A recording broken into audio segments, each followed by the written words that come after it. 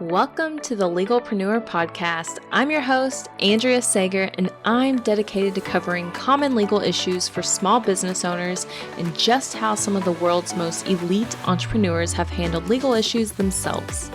In true attorney fashion, the information in this episode is not legal advice. This is for informational purposes only, and you should always consult with your attorney before implementing any of the information. Now, on to the show. Hello there, and welcome back to another episode of the Legalpreneur podcast. This week, we are chatting all about hiring. Should you hire an independent contractor? Should you hire an employee?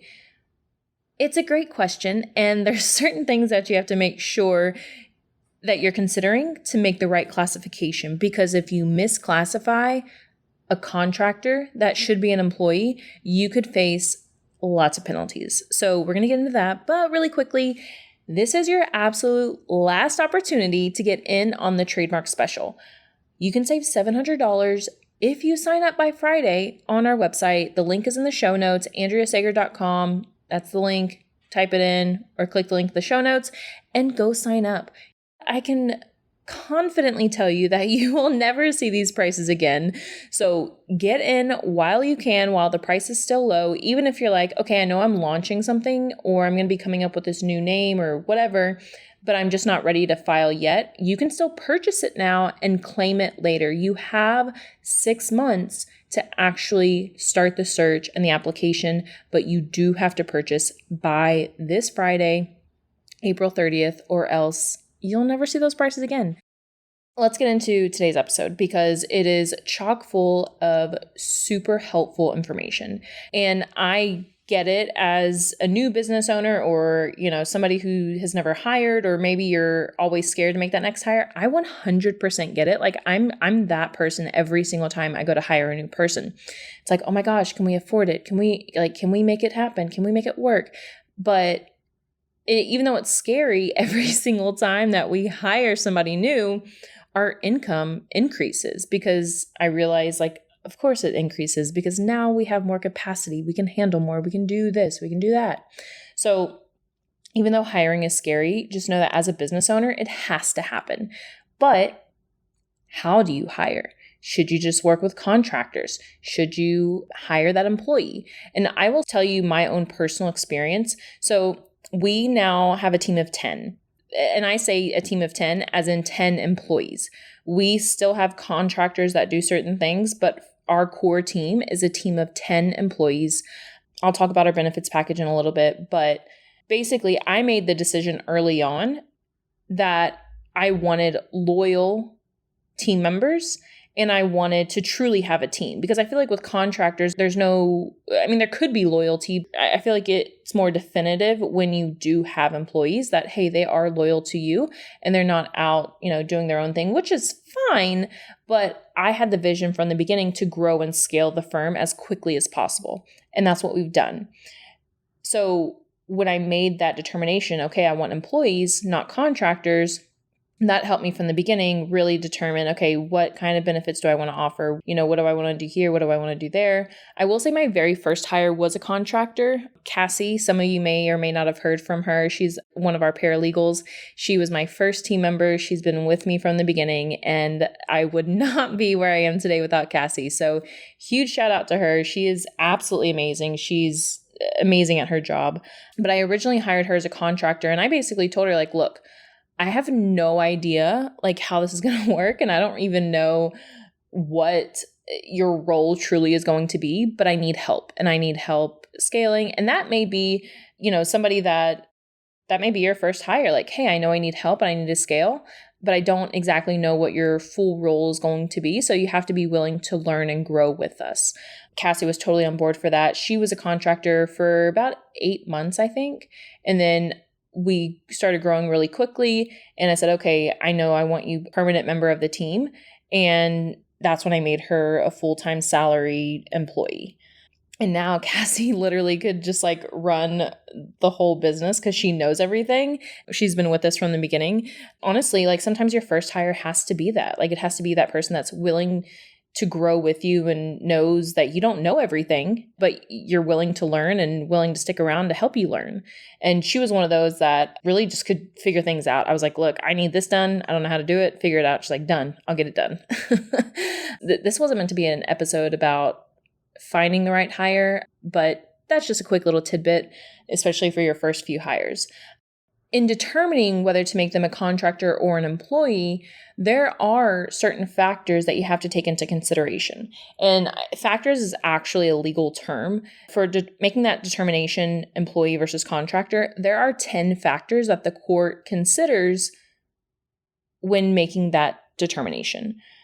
And I'm not going to go through all 10 because some of them are useless. Some are more important than others, but I am going to go over 3 of the big ones. And those are really what make the determining factor over what's an employee, what's a contractor. And for either one that you decide to go with, whether they're a contractor or an employee, you need to make sure you're paying the right taxes, you're paying payroll the right way. And I highly, highly suggest Gusto. I do have an affiliate link in the show notes. Click that, sign up, and get set up right away. Even if you've been paying a contractor through PayPal or Zelle, or you are a business owner. You have to do things the right way. And I highly suggest Gusto for running your payroll and paying your contractors. We use Gusto for everything. I've been using them since I've had the firm, and they've been absolutely amazing. If you use that affiliate link, you'll get like $100 or $200 gift card to Amazon. So definitely use the affiliate link. I'll get a kickback as well, so I'd greatly appreciate that. But seriously, Gusto run all the reports for me. They pay all the taxes, and they just charge the bank account. And for 10 employees and all the benefits that I offer, it's all run through Gusto. All the benefits, payroll, contractors, everything. Gusto charges me less than $100 a month. I think the last time I checked, it was like $60 or $70 a month to keep up with all that. And you guys, that is insane. When I first started my firm, I actually went to go talk to a couple of accountants to figure out like, hey, what do you charge for this? And, just getting those consults done. They wanted to charge me $250 a month just to run payroll. Didn't include running the tax reports, didn't include paying the taxes. You guys, Gusto is the real deal. I am obsessed with them and super grateful for them. So definitely check out Gusto if you're paying contractors or employees. Like, stop paying contractors through Zelle or PayPal or Cash App or whatever. You need to become a serious business owner. I know that sometimes it's scary and you just feel like, oh, it's just a side hustle or it's just this little business. Or no, you got to get serious and use Gusto. Click that link in my show notes. Okay, so getting into those 3 factors, really the 3 big determining factors when it comes to whether they should be an employee or a contractor. The big one is control. How much control do you have over that person? Do you have the right to control exactly how they get the job done, exactly when they're going to be working, exactly how they do this, how they do that? If you have that control, then chances are they should be an employee. Think about when you hire a web designer. Most of the time, they're just contractors. They're not your full-time employee, and you don't have control. You basically tell them, hey, I want a website designed. And yes, they ask you the questions like, hey, what's your vibe? What's your feel? They ask you those questions, but they have the control over how they get the work done. They have the control over when they're getting this work done. They have the control over their whole process to get things done. You aren't controlling that. And that is a true contract relationship. Now, if you have, let's say, a social media manager and you're telling them, hey, you have to be available from 9 to 5 every day. I'll give you this laptop. You can work from this laptop. Basically, if you're telling the social media manager exactly when, how, and where to do their job, that means they should be an employee. So that's the number one, determining factor. If there's control, then chances are it's going to be really hard for you to prove that they're not an employee, that they shouldn't be an employee. So remember, control. How much control do you have over this person? And another thing about control is, can they work for other people? If so, that speaks to being a contractor. Another factor is, how are the business aspects of the job controlled by the person paying. How is the person paid? Are they paid by job? Are they paid weekly, bi-weekly? Do you run payroll and you take taxes out? Do you reimburse for expenses? Do you provide the tools, supplies, etc.? So a little bit more about that is if you pay them weekly or bi-weekly and it's on a consistent schedule, then chances are they probably should be an employee.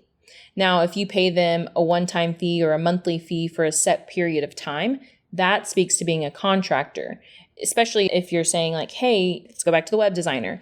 The web design package is $10,000 and it's going to take them 3 months to get everything done. So you split it up into 3 payments. That's a true contract relationship. That financial arrangement, that speaks to being a contractor. Now, if you are wanting a designer full-time and you're paying them a set amount each month and there's no end date, it's just like, hey, you work for me now and I want you to work this many hours, you're doing this, and there's really no end date, it's just an ongoing relationship, that actually speaks to being an employee. And then when it comes to the tools, supplies, just like I said, giving you a laptop, if you give the person a laptop or any other tools or supplies that they need to get the job done, that also speaks to being an employee. Let's say you're going to a conference and you want this person to come with you. Well, if you reimburse them for their expenses, that actually speaks to being an employee. Whereas if part of the arrangement with this person was, yeah, I'll meet you at this conference, and that their flight, hotel, food, all that was included in the amount that you initially paid them, that speaks to being a contractor. Now, if you reimburse for expenses, I'm not going to say that's definitive as being an employee, but reimbursing does speak more to being an employee than a contractor. The next thing you have to look at is, what do we hold ourselves out as being? What's the relationship that we say we have? Now, this is not like walks like a duck, talks like a duck, acts like a duck, then it is a duck. Because if you say that you are a duck, you still may not actually be a duck. So if you say you're a contractor, or if the business says, hey, I have this contractor, it doesn't mean that, yes, 100% they're a contractor. They may still actually be an employee, even though both of you agree that they're a contractor. So what you want to look at there is, what does the contract say? What benefits are offered? If you offer benefits to this person, chances are they're an employee.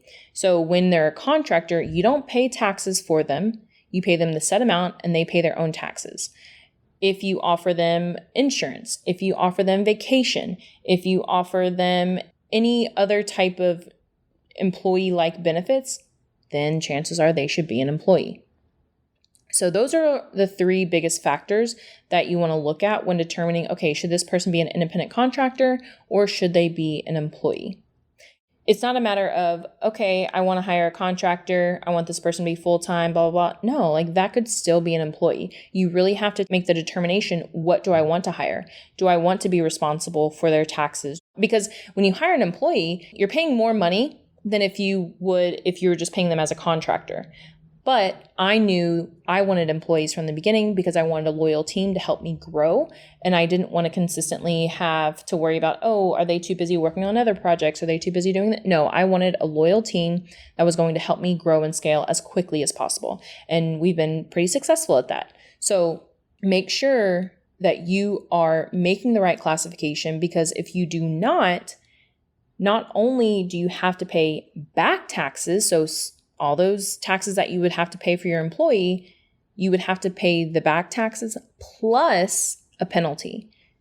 You're all small businesses. You probably don't have the money to pay. So you need to make sure you have that classification from the beginning. And I'm not telling you guys all this to scare you out of hiring people. Not at all. I think you should hire as quickly as possible, even though it's scary as hell. I think you should hire as quickly as possible, but you have to make sure you're making the right determination. And if you have any questions, you can absolutely hire us just for a quick 30-minute phone call, or this is definitely something that a lot of our legalpreneur clients discuss with us because they're like, I don't want to make the wrong decision. Typically what happens is we'll hop on the call and they'll say, okay, I want to hire a person for this role. And we just kind of hash it out from there. We just, okay, what are you going to have this person do? Can they work for somebody else? And we just talk it out through there. So legalpreneur clients, that's one thing they really, really take advantage of, is being able to make the right classification of employee versus contractor.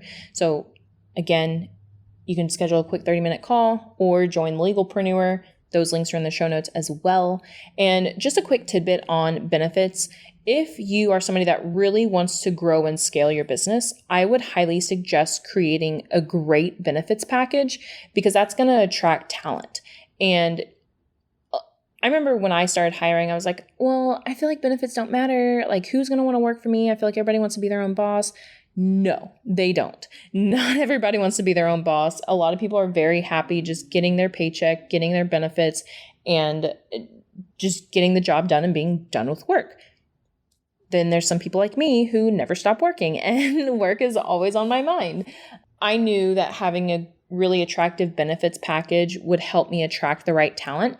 So our benefits package, I like to think it's pretty good. We have unlimited vacation and time off because everybody in our team is remote. So I don't know when you're working anyway, but I do make sure people take vacation. I'm like, look, you just take some time off, like no big deal. And especially when the freeze happened in February down in Texas, I mean, I had 2 of my attorneys that were like, we have no power, we don't have water. And they were freaking out because like my hotspot won't work. We don't have Wi-Fi. I'm like, guys, it's okay. Like, I got your back. Like, I'm not over here tracking like, oh, your personal days, these are going against your personal days. Like, no, it doesn't matter. I know you work hard, and this is a shitty time for all of us going through this freeze. So that was one thing I wanted to make sure people understood. Like, look, if you need to take off during the middle of the day to go to the DMV, go to the doctor, take your kids to the doctor, do it. Like, life happens. Or if you just want to go to the beach during the day in the middle of the week, if you want to go to the grocery store in the middle of the day instead of at rush hour, like, go do that. Because that was one thing I really did not like at my old firm, which it's like at most places is, oh, you got to have button seat from this hour to this hour. So unlimited time off, also full benefits as far as insurance, health, vision, dental. We have a 401k with a match. We also have life insurance, and all that's done through Gusto. So when I say like Gusto does everything, like they're freaking amazing. So don't sleep on Gusto, go sign up. And if you're not paying yourself a salary, you guys, if you ever want to take advantage of the S-Corp election, you have to pay yourself a salary. And Gusto is the easiest and cheapest way to do that. So seriously, even if you have to start paying yourself, whatever, like $100 a week, $500 a week, just start doing something. That way you can build up to more and more, because if you don't do it now, you're never going to be paying yourself a salary. So I highly suggest getting that done as soon as possible. All right, you guys, this was a bit of a longer episode, but I know this was something that really needed to be covered. And if you have any questions whatsoever, reach out to me, schedule that call, sign up for the Legalpreneur plan. That way we can make sure that you are getting taken care of. All right, you guys, I'm out. Share this on Instagram. Please, please, please. I would love to get this podcast out to more people. I would so appreciate it if you just shared it to your stories, tagged me. That way more people can make sure their business is legally protected. Have a great week. I'll see you guys next week. If you found this information helpful, I would be so grateful if you could share it with a fellow business owner. And it doesn't cost anything to rate, review, or subscribe to the show. Your support helps me reach more listeners, which allows me to support more business owners in their entrepreneurial journey. I'll see you next episode.